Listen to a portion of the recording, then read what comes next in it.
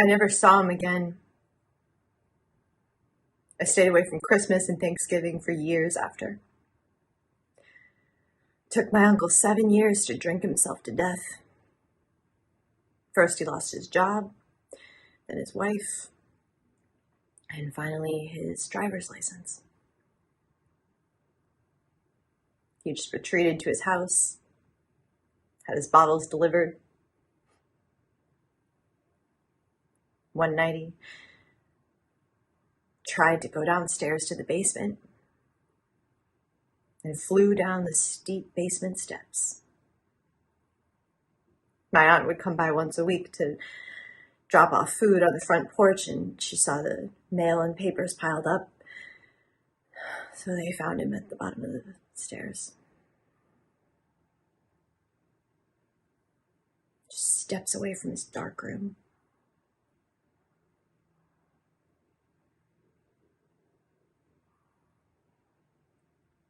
Now that I'm older, there are some questions I would have liked to have asked him. Who did it to you, Uncle Peck? How old were you?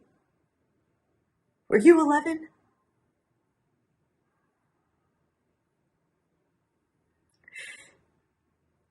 You know, I think of my uncle as this kind of Flying Dutchman. You know, in the opera, he's doomed to wander the sea, but once every 7 years he gets to come ashore, and if he can find a maiden who will love him of her own free will, then he will be released.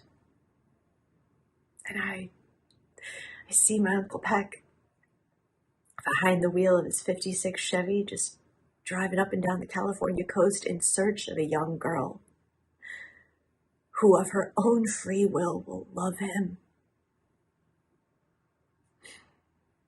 Release him.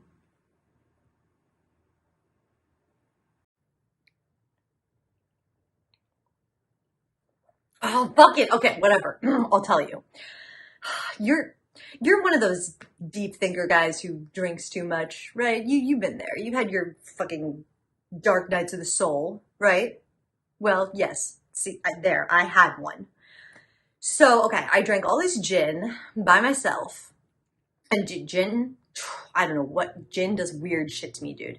So I drank all this gin and I was home alone, and I got into my head that I could hurt myself.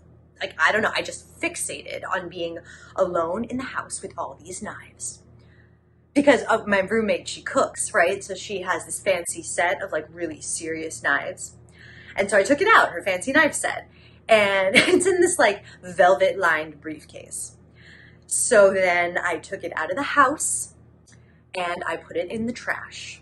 Just like, yeah, in some random garbage can on the street. And then I went back inside and I passed out and I completely forgot.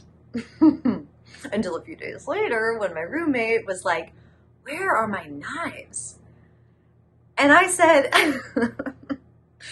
oh, so stupid.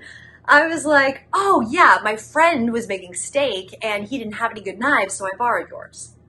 And she was like, "You took them all?" And I was like, "Yeah, you know, I didn't know which ones were for steak." And she was like, "Okay, fine, whatever, just get them back."